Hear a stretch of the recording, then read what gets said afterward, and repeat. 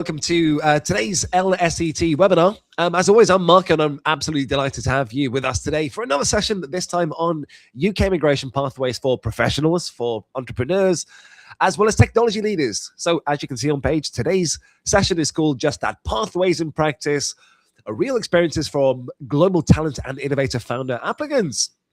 So I think that title is going to give the game away a bit today, because I'm not going to spend the whole hour reading out definitions of visa routes out you, because that's what Google's for.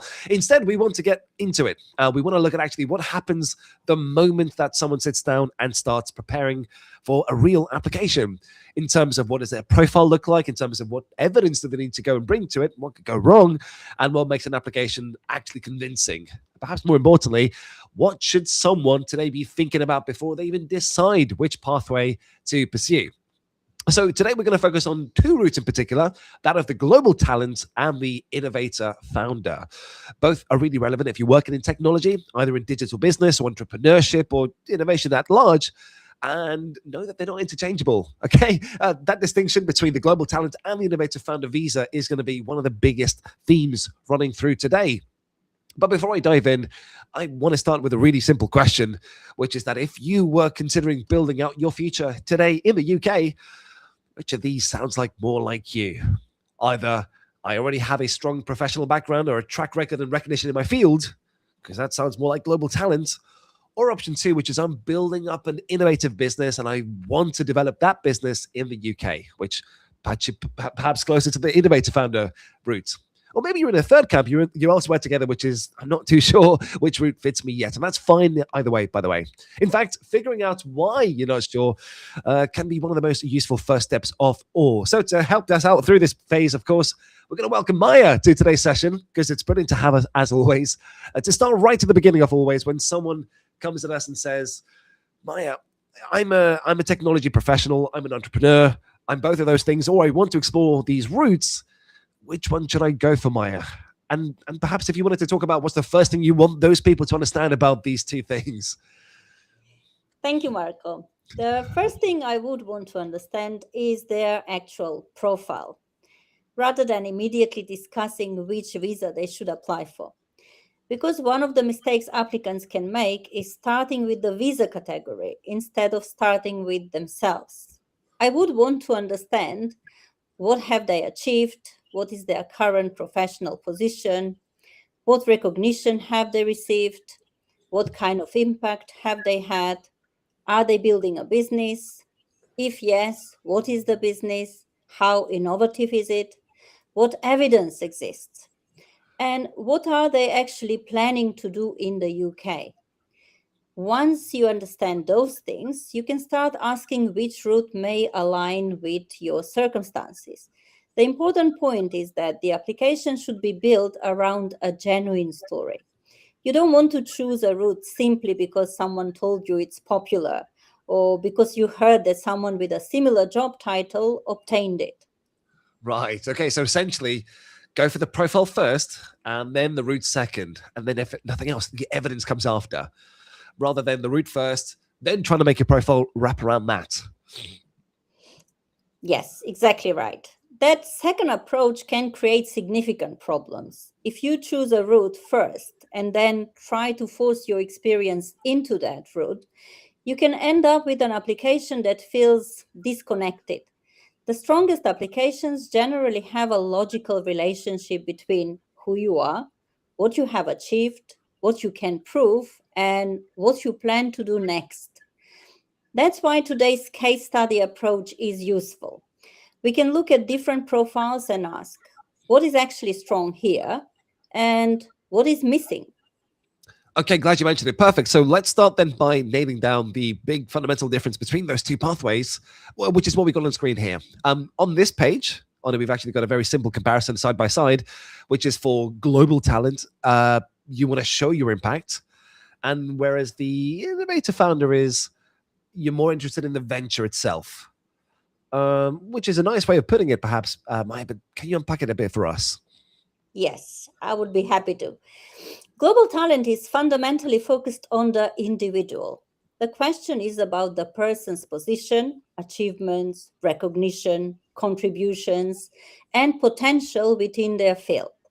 So imagine someone who has worked in technology for several years. They may have developed products, led significant projects, contributed to technical innovation, founded companies, built teams, received recognition or made an impact within their industry.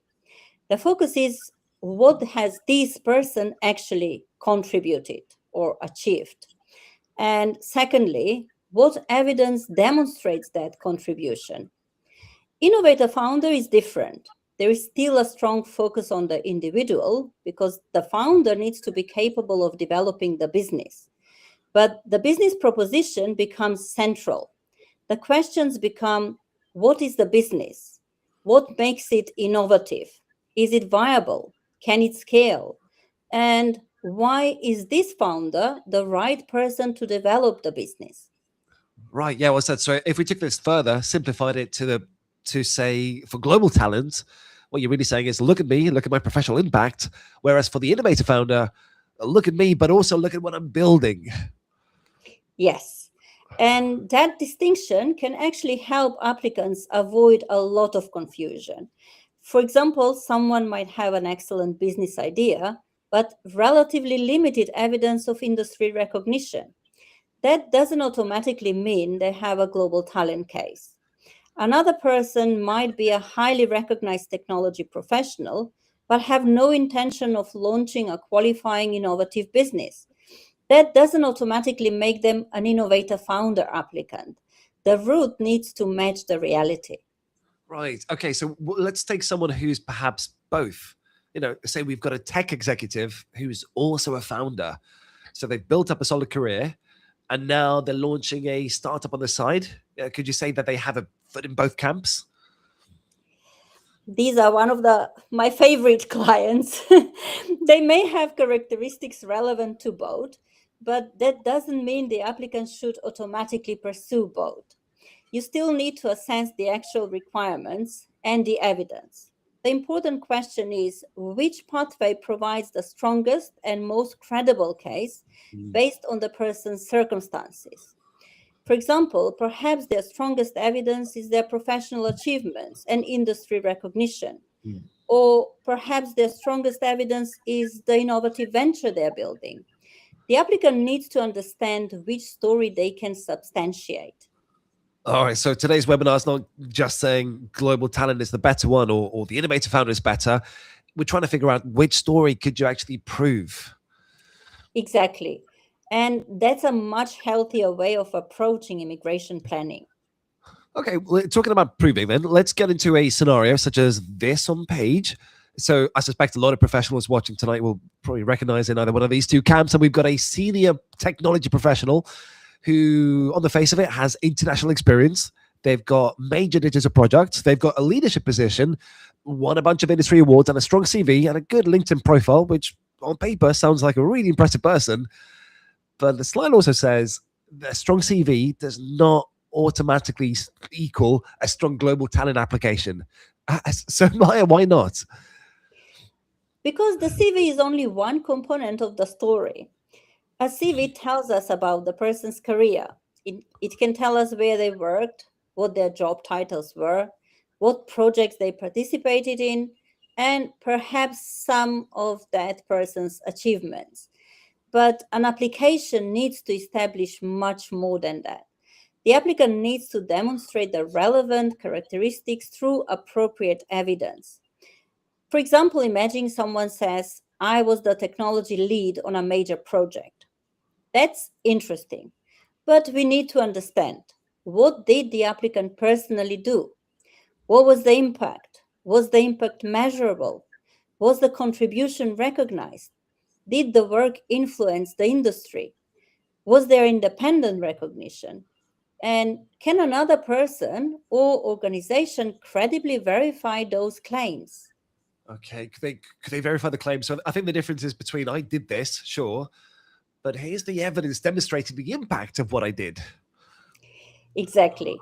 And that's a very important distinction. Applicants sometimes underestimate the difference between achievement and evidenced achievement.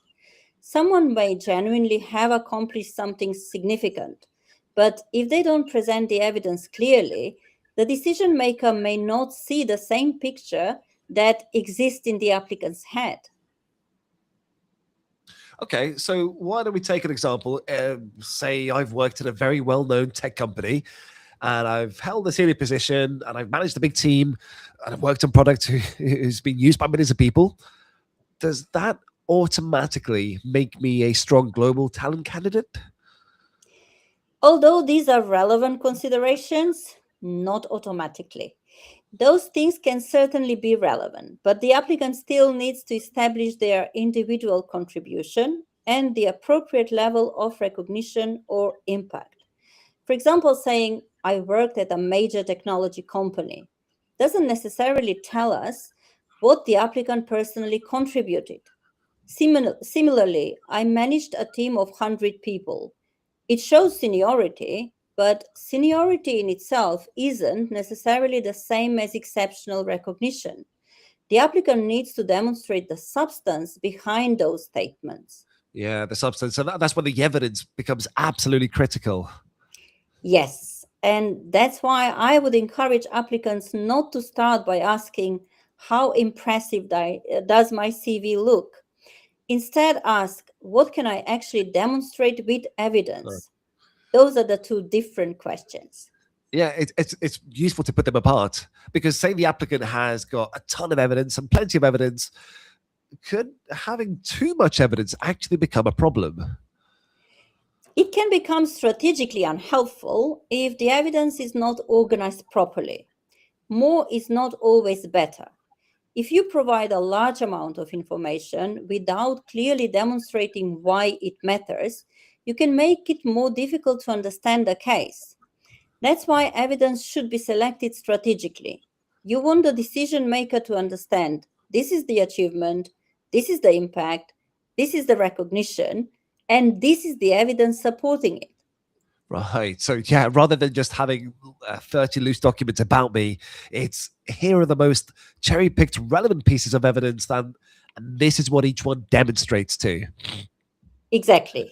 I mean, Okay. they can come with 30 documents to us, the lawyers, but not with the application. The amount of, just looking at my desk right now. So cherry pick the ones from the top down. And if you yourself out there watching about your own profile, your own desk, here's something worth trying. Grab one achievement from your career and don't just ask yourself, is it impressive? It's, can I actually prove the impact that achievement had personally? You know, because it's a very different test and it's a much harder one too, for sure. So on that point, on to the next slide. And I think this is going to be one to poke at, because we've come to another area that creates a lot of questions, which is that exceptional talent versus exceptional promise. So we've got on the slide describing exceptional talent on the left in green as an established leader, as a significant industry impact, someone with recognized achievements and a strong professional track record. In blue, as a professional promise, is someone who is a future leader, who is a strong potential with a rapid career progression, emergent recognition, and high impact achievements. So Maja, how should professionals think about this distinction? The first thing I would say is don't reduce the distinction to senior versus junior. That's too simplistic. The important question is the strength and nature of the evidence. Exceptional talent is essentially about demonstrating that the person has already reached a level where they can be considered an established leader in their field. Exceptional promise is about demonstrating significant potential and a trajectory towards becoming a leader. So imagine two professionals. Professional A has been working in technology for many years. They have significant industry recognition, major contributions, and an established track record. Their story may be about leadership that is already demonstrated. Professional B may have fewer years of experience, but may have achieved something highly significant for their career stage. They may have rapidly progressed, created meaningful technology, contributed to important projects, or received emerging recognition.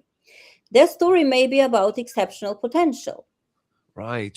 So nobody should just flat out assume that I'm not a director, so I can't possibly be talent, or I am a director, so I must be the talent. Correct. Job title alone doesn't tell the complete story. And that's an important lesson across immigration applications generally. A title can be one piece of information, but the evidence needs to demonstrate the substance behind the title. Oh, okay, so let's talk about promise there for a second, since some early or mid-career professionals might think, I haven't been in the industry for 15 years. How could I possibly demonstrate exceptional potential? What would you say to those people? I would say not to focus simply on the number of years. Look at the trajectory. What have you achieved relative to your career stage? How quickly have you progressed? What impact have you had? Have you received recognition? Have you contributed beyond your immediate job responsibilities? Have you demonstrated potential to become a leader? Those are much more meaningful questions than simply counting years. Right, right. And so for the other side, then, for that experienced professional who has been in the industry for 20 years, therefore they must be an exceptional talent. That's also not enough, right? Exactly. Experience can support a case, but experience alone is not the entire case. The applicant still needs to demonstrate the relevant recognition and impact through evidence. Well, right, right. So I think at the bottom of the slide that says it all, which is, can I actually prove where I stand? Can I prove it through independent evidence? Yes. And I would actually encourage applicants to write that question down because it forces them to move away from self-assessment and towards evidence-based assessment. Right, you heard it. So write it down. To then move on, because I think this next slide might be an important one in the whole deck, which is this title of "Don't just collect the evidence, build a case." All in capital letter, because we have this progression of the career impact, followed by recognition, independent validation, industry contributions for the future potential. Ultimately, Maja, when you start to see an applicant sitting down to prepare their evidence, what does a strong strategy actually look like? A strong evidence strategy starts with understanding the story you need to demonstrate. You don't simply open a folder and start putting documents into it. First, identify what you need to demonstrate. Then, identify what evidence supports each part. For example, if you're demonstrating impact, you might need evidence showing measurable outcomes. If you're demonstrating recognition, you might need independent evidence that others in the industry recognize your work. If you're demonstrating contribution, you need to show what you personally contributed rather than simply describing the organization's achievements. So the process should be something like criterion or objective, achievement, personal contribution, measurable impact, supporting evidence. Okay, so let's follow that flow. If I give you an example of, say, someone says, I've helped my company increase revenue by 40%, which sounds really impressive on the face of it. Is that enough on its own? It is impressive, but it is not necessarily enough. We need to understand the applicant's personal role. Did they personally create the product? Did they lead the technical development? Did they design the strategy? Were they one member of a large team?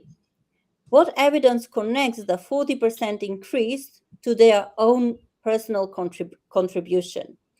This is where attribution becomes important. You need to avoid taking an organization-wide achievement and automatically presenting it as an individual achievement. Right, that's a really good point. Because so if my company has become successful, I can't just turn around and say, well, the company was successful, therefore I was exceptional. Exactly. You need to explain your own contribution. That doesn't mean you have to work completely independently. Many important achievements happen within teams and organizations, but the application needs to make your individual contribution understandable.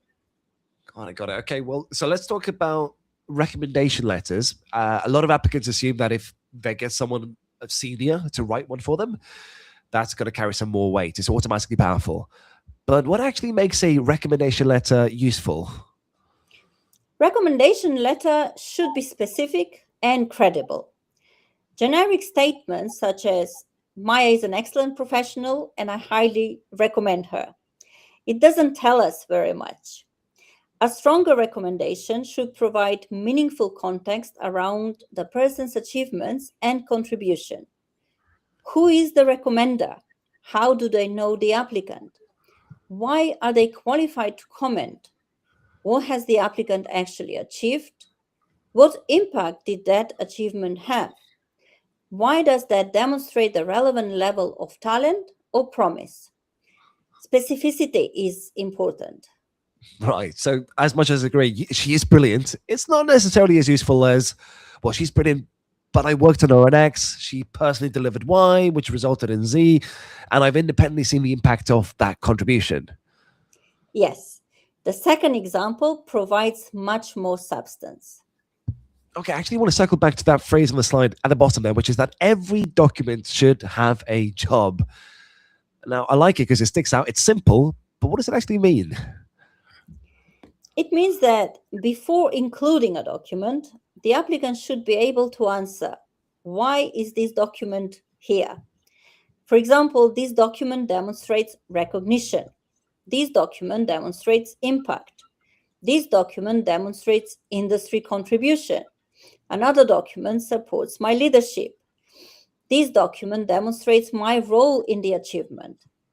If the applicant cannot clearly explain why a document is included, it may not be one of their strongest pieces of evidence. Okay, so that brings us nice into the next example, the exercise, which is, say, if someone has got, 10 documents sitting in front of them, maybe they should write next to each of those 10 documents, what does this prove? Exactly. And if they find that 3 or 4 documents are basically proving the same thing, while another important area has no evidence at all, that tells them something. It shows them where the gaps are. That's much more useful than simply counting documents, especially in a global talent application where there is a limit. An applicant can only submit 10 pieces of evidence to demonstrate 3 different criteria.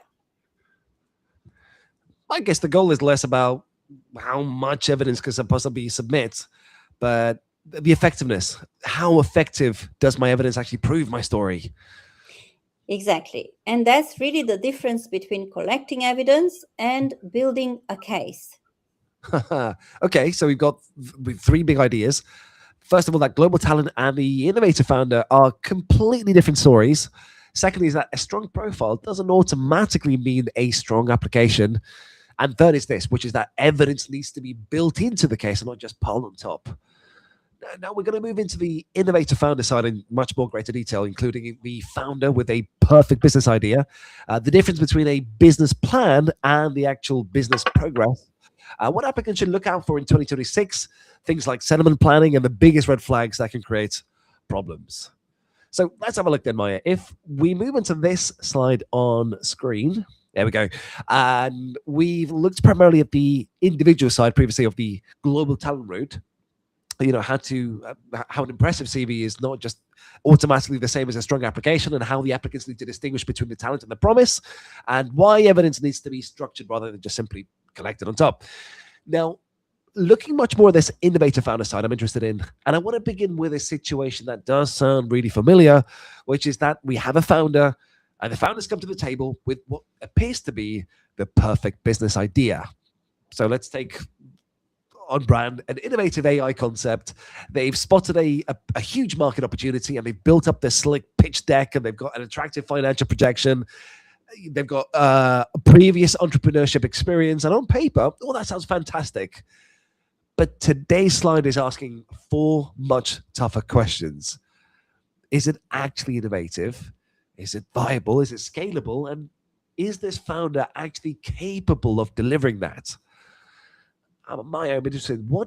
Why do you think that applicants sometimes focus on the idea so much itself?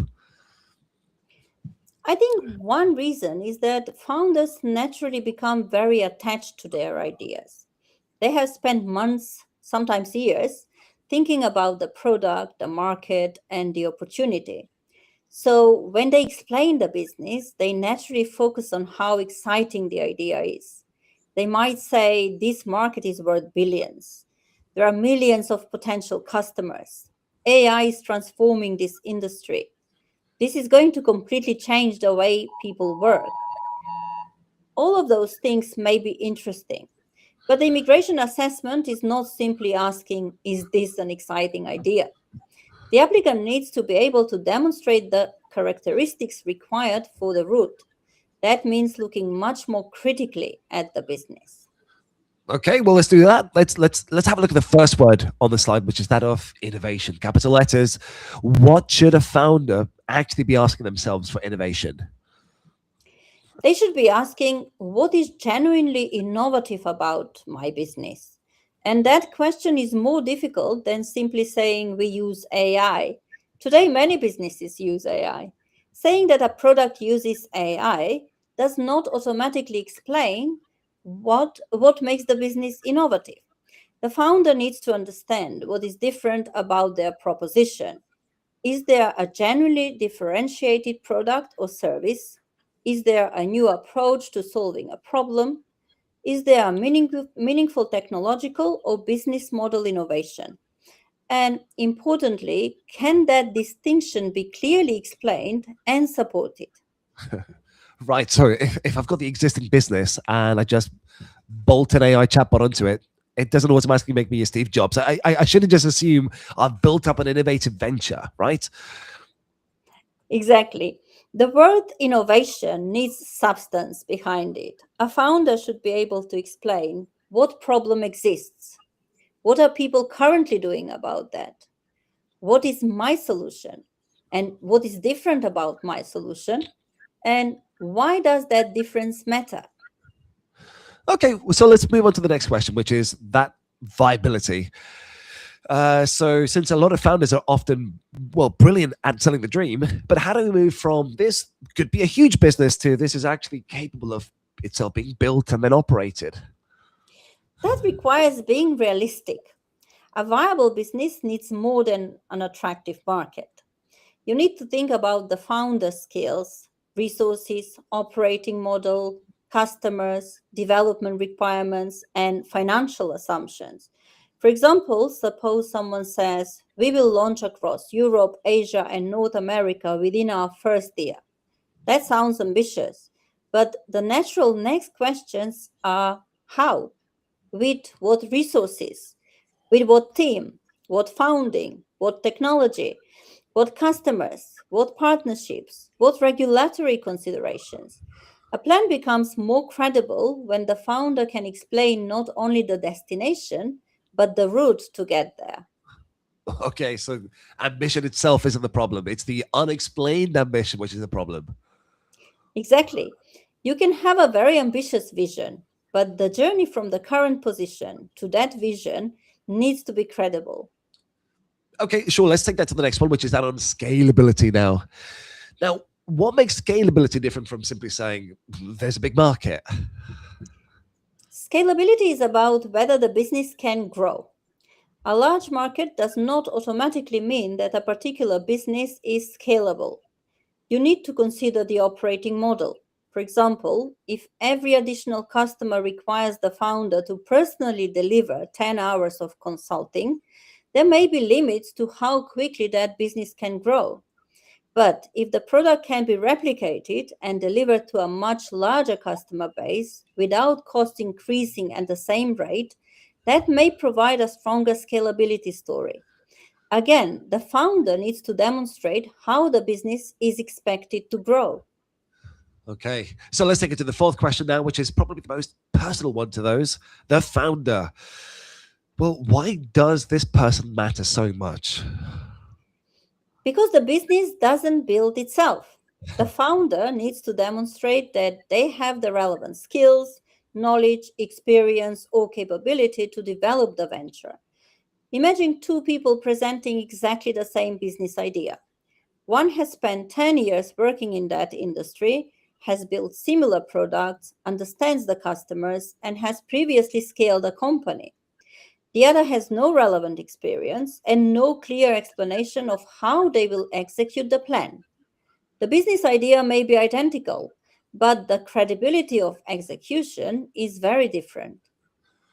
Okay, so we land back on that pretty important principle, which is that a great idea is not the same thing as a convincing innovator founder case. Exactly. And I would encourage founders to ask themselves 4 questions.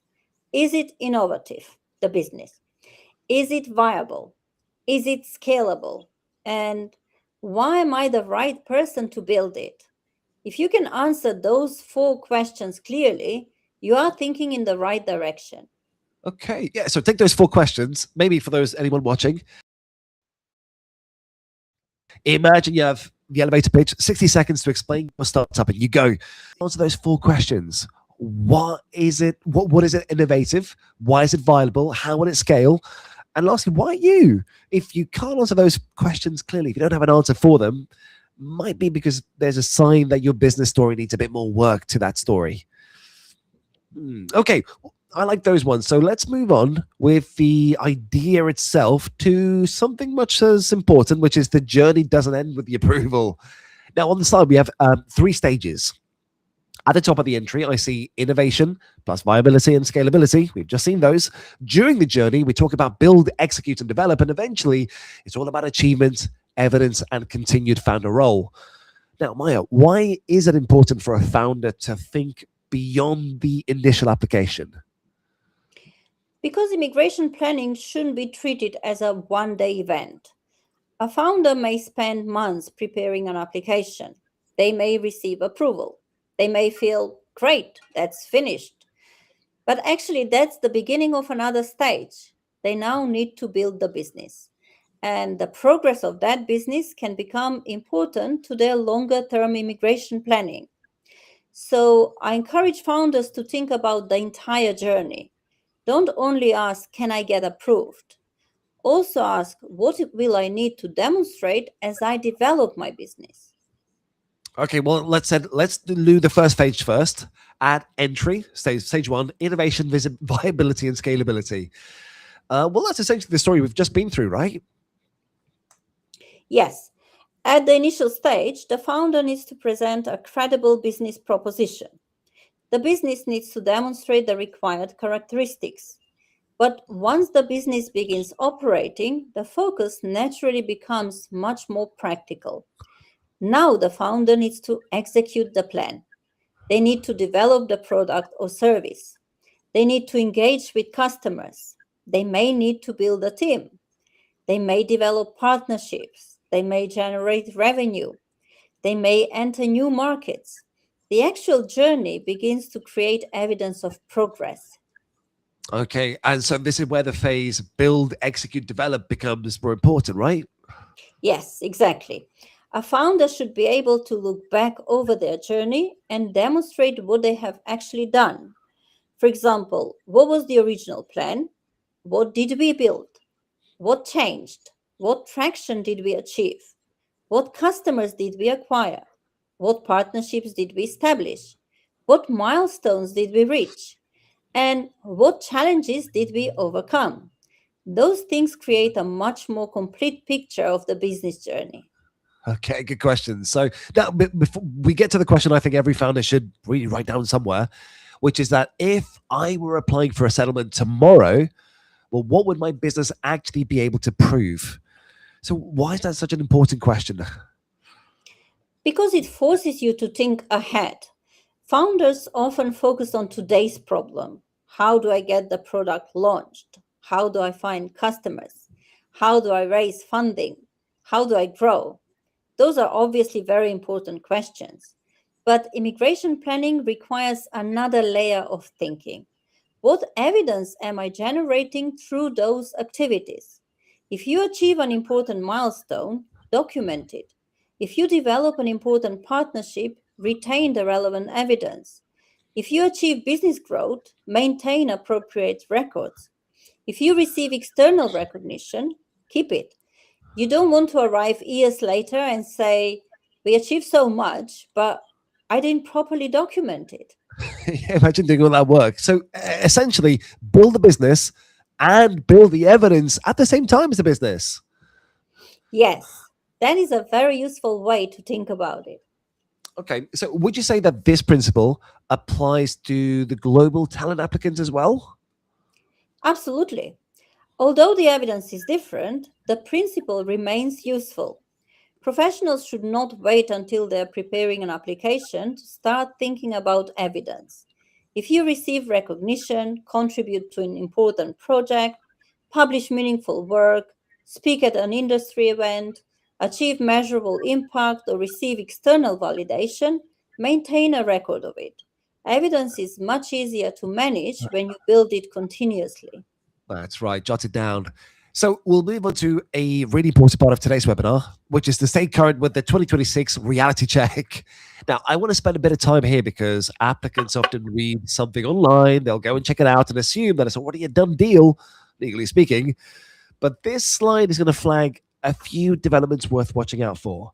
So the updated Global Talent Digital Technology Skills Guidance. We've also got an updated Innovator Founder Endorsing Body List and a Migration Advisory Committee review, as well as the wider settlement reforms. So, Maja, how should someone actually go through and interpret developments like these? The most important thing is to understand the difference between what is currently in force and what is being reviewed, proposed, or discussed. That distinction is critical. Immigration is an area where people can easily come across a social media post saying the rules are changing. But that statement could mean many different things. It could be an actual rule change, it could be an announcement, proposal, it could be a consultation, it could be a recommendation, it could be a policy proposal, or it could simply be somebody's interpretation of a development. Applicants should therefore avoid making important decisions based solely on headlines. Right, right. So if someone sees a headline just like that, major global talent changes coming in 2026, they shouldn't assume it already applies to them. Correct. They need to check the official information and determine, has the rule actually changed? When does it take effect? Who does it apply to? Are there transitional provisions? Those details matter. Sure, sure. So with the slide, it's also mentioning changes to the digital technology skills guidance. Why should applicants actually pay attention to guidance updates? Because guidance helps applicants understand how the relevant criteria are interpreted and what types of experience or skills may be relevant. For someone working in digital technology, it is particularly important to understand whether their actual professional background aligns with the relevant areas. But again, applicants should always work from the current official guidance rather than relying on old articles or old webinar recordings. That's right. So, and on the Innovator Founder side, there's also an updated endorsing body list. So, what should someone do if they're preparing an application and they stumble across an old article naming an older endorsing body? They should always verify the current position. Lists can change. An applicant shouldn't rely on an old blog post simply because it appears high in a search engine. The current official information is what matters. That is why keeping information current is such an important part of immigration planning. Sure, sure. The slide also mentions that the Migration Advisory Committee's review of the Global Talent and Innovator Founder. Now, how should applicants read a review like that one? A review means applicants should pay attention to potential future developments. But a review does not automatically mean that the current rules have changed. This distinction is extremely important. You can monitor developments and prepare intelligently without treating a recommendation or consultation as if it were already law. Okay, sure. So our message for 2026 is essentially stay informed, but check yourself, verify. Don't panic just because of a headline. Exactly. Monitor, verify, then act. Sure. Why don't we take that idea of a long-term planning one step further onto this particular slide of the settlement rules that are moving as well. Now, I'm glad I got this on screen because it's going to highlight a English language requirement that's going to change. So before March 26, 2027, the current applicable requirements generally remains a B1. But now from 2026, 2027, 26 to March 2027, going that forward, the requirement actually moves higher to a B2. So subject to applicable exceptions. Why is this such an important thing for someone starting their journey now in 2026? Because the immigration journey can last several years. Someone might begin their route in 2026, but their settlement stage will come later. Therefore, applicants shouldn't think only about what do I need today. They should also think what might I need later. The rules applicable to settlement can be different from the rules applicable when someone initially enters the UK. And if requirements change over time, people need to understand how those changes affect their own timeline. Yeah, right. So if someone's currently preparing their application right now, should they just memorize the B1, the B2 requirement and just leave it there? No. The more important lesson is to understand that immigration requirements can evolve. Applicants need to check the applicable rules for their own circumstances and stage of the journey. They also need to be aware that exemptions or transitional arrangements can matter. So this isn't about memorizing one number. It's about developing the habit of checking the rules at the right time. Yeah, check the rules. I think that connects with something we touched on earlier before, which is the founder might be thinking, I'm building my company now, but a professional might be thinking, I'm building my career now. But both of them should also be thinking, I'm building my future immigration evidence all the time, evidence as well right now. Absolutely. That is a very good way of putting it. Your professional activity and your immigration planning don't need to be two completely separate exercises. Your professional achievements can become part of the evidence you will need later, provided they're relevant and properly documented. So the slide's message is that at the bottom, plan for your whole immigration timeline, not just the visa application date. Yes, that's one of the most important messages of today's session. Okay, so as we always do, let's move on to some of the mistakes, the red flags applicants generally need to look out for, which is what this slide is all titled. What can put an application at risk? Why don't we start with global talent? So we've got a few things flagged, namely generic recommendations, weak evidence of recognition, or confusing seniority with talent, unsupported impact claims, or just poor evidence of criterion mapping. Maja, why don't we go through these one by one? I think each of which does deserve its own place on the list. Yes, a recommendation should not simply be a collection of compliments. If someone writes, this person is brilliant, hardworking, and highly talented, that's positive, but it doesn't necessarily provide the detailed evidence needed to support the application. A useful recommendation should explain the relationship between the recommender and the applicant. It should explain what the applicant has achieved. It should explain why that achievement matters, and it should provide meaningful professional context. Okay, so the recommendation could basically be copied and pasted onto someone else's application. That's probably a warning sign. Yes, specificity is much more valuable than generic praise. You said it. Okay, well, next up, we've got the weak evidence of recognition. What does that actually mean? It means an applicant may claim that they are recognized in their field without providing sufficient independent support for that claim. For example, I'm well known in my industry. That's a statement. The next question is, what demonstrates that? Recognition should ideally be supported through appropriate external evidence rather than simply being asserted. Right, so you can't just turn around and say, look, everyone knows me, my whole industry knows me. That's not evidence. Correct. The applicant needs to demonstrate recognition rather than simply describe themselves as recognized.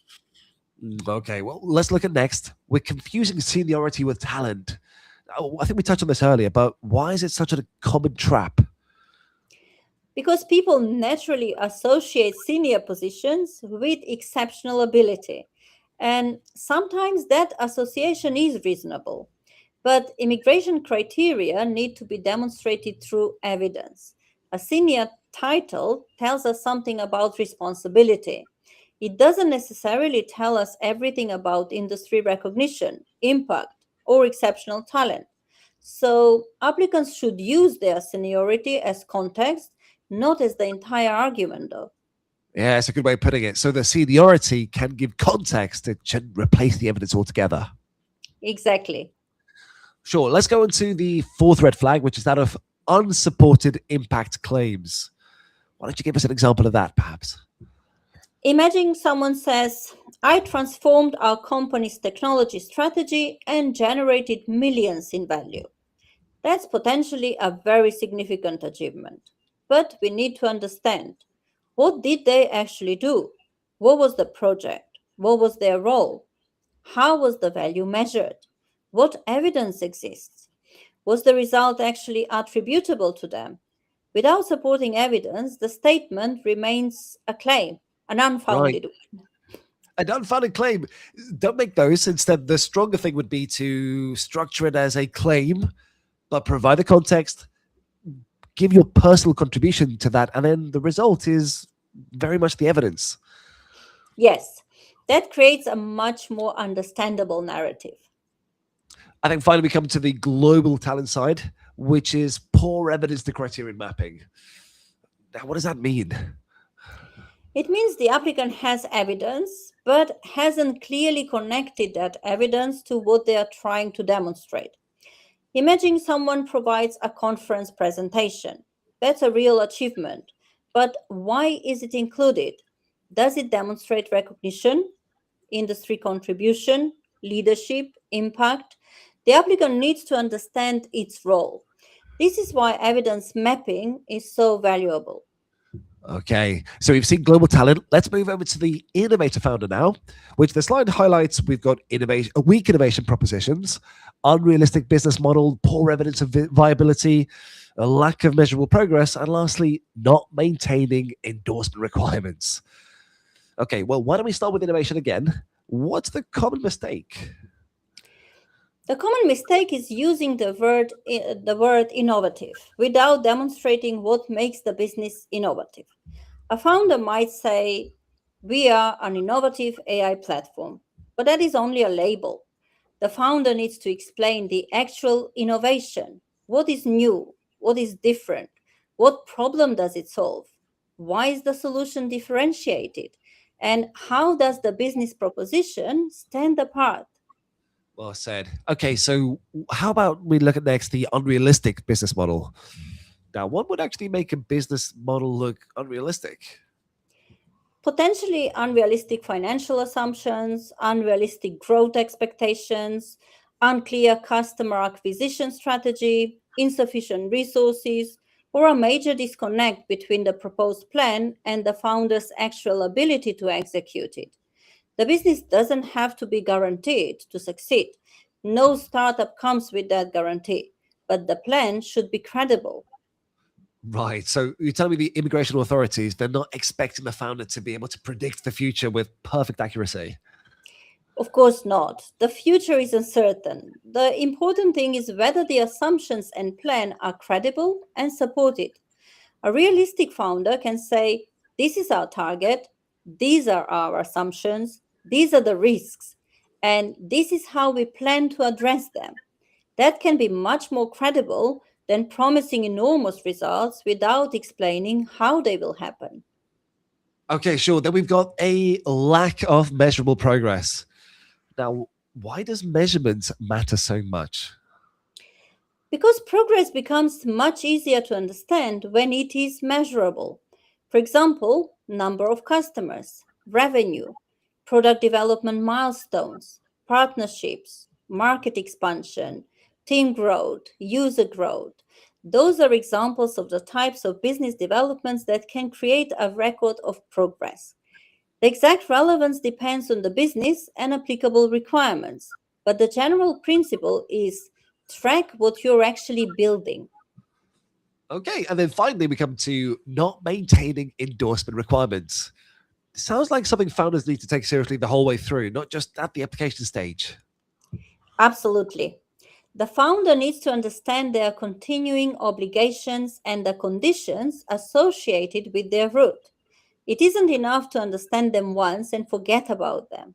They need to remain aware of the requirements throughout their immigration journey. Okay, well, the final part of this slide makes it all really interesting because there are mistakes that do hit both routes, such as poor record keeping, ignoring rule changes, and leaving preparation until the very last minute. So, Maja, if you had to pick just one of the most avoidable, which of those would it be? I would probably pick leaving preparation until the last minute because that can create a chain reaction. If you start late, you may realize that you don't have a particular document. You may discover that an old achievement is difficult to evidence. You may need to approach someone for a recommendation with very little time. You may discover that your business records aren't organized. And if rules or requirements have changed, you may not have enough time to adapt your strategy. Okay, so preparation isn't just about getting all the stuff and the paperwork together. Preparation is about giving yourself enough time, that runway, to spot those weak spots. Exactly. Good preparation gives you time to ask what is missing, what is weak, what needs clarification, what evidence needs to be strengthened, what has changed. Okay, well, why don't we wrap up this part with a quick run through? Say we've got ourselves two applicants. And applicant A, who's really impressive, got the most impressive career, but their evidence is an absolute mess and has big claims that are just really hard to verify. Applicant B, however, is slightly less flashy, their career on paper, but their evidence is really carefully organized. They're very specific. They've been independently backed and clearly tied back to the relevant criteria. Now, of those two, who's done the better prep? Applicant B may have a much more coherent evidence strategy, but I would be careful about saying that preparation alone determines an outcome. The underlying eligibility and merit still matter. The point is that strong preparation allows the applicant's genuine achievements to be understood properly. Poor preparation can obscure even strong achievements. Okay, yeah, really good distinction. So the good presentation, that doesn't actually create eligibility, but poor preparation can make actual strengths a lot harder to see them. Exactly. Okay, well, I think we've covered quite a lot because we started with a founder who has that perfect idea. You know, we challenged the assumption that a great idea automatically creates a strong innovator founder case, and then we taught the difference between the two. Business plan and business reality. We discussed why founders should think about the evidence and the progress of the journey. We also looked at the 2026 reality check, including the importance of distinguishing current rules from reviews, the consultations from proposed developments, and then we discussed why settlement planning needs to start early. Finally, we went through some of the biggest red flags for both global talent and the Innovator founder applicants. So, Maja, if someone remembers just one thing from this section, what would you want that to be? I would say don't wait until you're ready to apply to start thinking about your evidence. Whether you're building a professional career or building a company, start documenting your achievements, your contribution, and your progress as you go. And always verify the current rules before making important decisions. Brilliant. You well said. So let's move on to the next slide, where we're going to run through a 6-question evidence test. We're going to compare global talent and the Innovator founder one last time to go through the 2026 applicant checklist and finish with our interactive closing Q&A. So here we are on the next slide. Right, so we've looked at both the slides of the conversation, the professional journey behind the global talent and the business journey behind the Innovator founder. We've discussed case studies, we've seen evidence, we've talked about business progress, the 2026 developments, and the most common mistakes. So now I want to bring everything back together with what I think is an exercise worth going through today's presentation, the evidence test. So Maja, if an applicant is sitting at home watching along with a founder with a folder full of documents, what questions should they ask themselves before they even consider, is that evidence ready? I would encourage applicants to take each important piece of evidence and test it against a series of questions. The first question is, what exactly does this prove? Not what do I think it proves. What does it actually demonstrate? The second is this about me personally? This is particularly important when the achievement belongs to a large organization or team. The third is there independent validation? Can someone outside of the applicant's own statement verify or support the claim? The fourth, can I demonstrate the impact? If the applicant is claiming that something was significant, what makes it significant? The fifth, does it clearly connect to the relevant requirement or criterion? And finally, would someone unfamiliar with my career understand why this evidence matters? Okay, let's slow that down because I think that's really helpful. Say that I've got a document saying that I was responsible. This document says I developed an important technology product, and that document is genuine, but it doesn't actually explain my personal contribution. Would you call that strong evidence? It could still be useful, but we would need to understand what it actually demonstrates. The existence of the document doesn't automatically make the claim proven. We need to establish the connection between the document, the achievement, the applicant's contribution, the impact. If that connection isn't clear, additional context may be needed. Okay, what do you think about a press article, for example? A press article can potentially provide independent recognition or validation. But again, context matters. We need to understand what is the article about. Does it actually discuss the applicant? What does it say about their contribution? Is the recognition substantial and relevant? What is the source? A document should always be considered in context.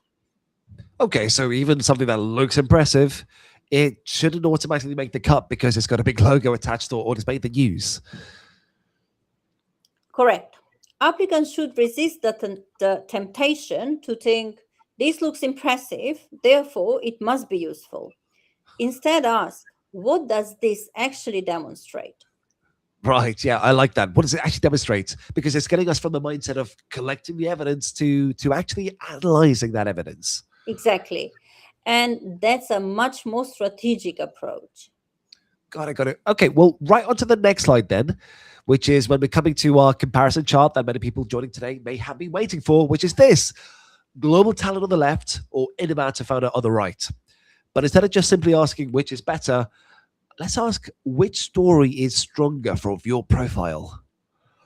The profile may potentially align more naturally with global talent because the central story is the individual's professional contribution and recognition. But again, this would depend on the actual evidence and the specific requirements. The important point is that their strongest story is about who they are as a professional, their achievements, their recognition, their impact, their contribution to their field. Okay, so their story is essentially, look at what I have already achieved. Yes. That may potentially align more naturally with Innovator founder because the central story is, what is the business? Why is it innovative? Why is it viable? How will it scale? And why is the founder capable of delivering it? Again, eligibility needs to be assessed against the current requirements. But strategically, the story is very different from the first applicant. Okay, well, let's make this a bit trickier. Why not? Well, let's bring in a third person where they happen to be both. They are a successful technology professional and a founder. They've built up a strong career. They've picked up industry recognition as they go on, and they're also building up a new innovative business on the side. For those people, how should someone like that think about these two routes? They need to step back and assess where their strongest case actually lies. Sometimes people see that they have characteristics relevant to both routes and immediately assume I should apply for both. but that's not necessarily the right strategic question. Instead, ask, where is my strongest evidence? Is it my individual professional achievements, or is it my innovative business? And what is my primary objective? What do I intend to do in the UK? And what route best aligns with my actual circumstances and future plans? The answer should be based on the applicant's genuine situation, not simply on which route sounds more attractive. So we can almost think of it like having two different narratives, which is for the global talent people, your professional impact is the story, whereas those in the innovative founder journey, the innovative venture itself is the story. Now, for someone who's going to sit between the two, half and half, which story can I substantiate most convincingly? Exactly. Okay, well, let's move on to the next slide and run through, like we're just going through the final preparations there for the applicants. Absolutely. I would divide the preparation into several areas. Route fit, first. Do you understand why this route fits your circumstances? Don't select a route simply because someone you know used it. Your profile, goals, and evidence need to be considered individually. Second is evidence. Ask, do I have strong evidence supporting my claims? And not simply evidence that exists somewhere, evidence that is organized, relevant, and understandable. Third is personal contribution. This seems particularly important for people who work in large organizations. Ask, can I clearly demonstrate what I personally contributed? Don't rely entirely on the achievements of your employer, your team, or your company. Explain your own role. Fourth, independent validation. Ask, who can independently support or validate my achievements? This could be particularly important when you're trying to demonstrate recognition or impact. Again, the exact evidence required depends on the route and criteria, but the principle is to avoid relying only on your own assertions. And fifth, future plan. For global talent applicants should understand how they intend to continue contributing to their field. For Innovator founder, the business journey becomes particularly important. Your future plans should be realistic and aligned with your circumstances. And you know what, Six, if I can, that long-term immigration plan. You don't want to treat the first application visa as the whole journey. Understand the immigration planning can involve entry and progression and settlement and then long-term future too. The rules that apply at each of those four stages will matter and shift. So because immigration rules too can change, you as an applicant need to check the current requirements when they actually reach each of those stages rather than just relying on something that they've read years down the line. So then we've come to the end and we've reached our final slide, which is, I think, a good moment to just step back and soak it up and see what we've covered today. Remember, we started with the difference between the global talent and the innovative founders. We looked at the professionals with a really impressive CV on one side who still needs to prove they've got a substance behind all of that, whereas the other one was a founder with a perfect business idea and yet asked whether it's actually innovative and viable and scalable. We then talked about why business progress and evidence need tracking all the way through, as do we also look out for what to look out for in 2026. And then we finally went through the mistakes that can weaken an otherwise strong application. So Maja, to you, if you had one final piece of evidence or advice for everyone watching today, what would that advice actually be? My biggest piece of advice would be honest about your profile, be strategic about your evidence, and stay current with the rules. Don't try to create a story that doesn't reflect your real experience. Instead, identify the genuine strengths in your career or business. Then ask, what have I achieved? What impact have I made? What can I prove? What is independently recognized? And what am I going to build or contribute next? That approach is much more sustainable than trying to simply collect documents or copy someone else's application strategy. Right. That's such a great note to end on, because we've circled back to one core idea again and again, which is don't build an application around what you wish your profile actually looks like. Build it around you. Build it around what you can actually genuinely prove. Absolutely. Wow. Well, thank you, Maja, for such a detailed and practical session. And again, thank you to everyone who's joined us today. If you could just take a few things away from this webinar, let it be those. That first, don't choose the route based on your genuine profile, not someone else's experience. Secondly, don't confuse a strong CV with a fully evidenced case. Don't confuse a great business idea with a viable and scalable venture. And all throughout, document your achievements, document and business your progress as you go. Finally, immigration rules can change, so always verify the current requirements before making important decisions. Now, at LSET, our whole aim is to build much more practical learning opportunities that help professionals and founders and emerging leaders make sense of this fast-moving world of technology and business and global opportunity, so that if you did find today useful, do stay connected with us at LSET for more webinars, expert sessions, and learning opportunities coming up. And feel free always to explore upcoming sessions or pass today's webinar to a colleague or a friend or a founder or a professional who might be getting something out of it as well. Maja, from me to you, thank you so much for joining us today. Thank you very much, Marco. It's been a pleasure being part of the session, and thank you to everyone who joined us. I hope today's discussion has helped you look at these routes not simply as visa categories, but as longer-term professional and business journeys. Thank you. Thank you, everyone. Likewise, and hopefully we'll see you next time at the next LSET session. For me to learn,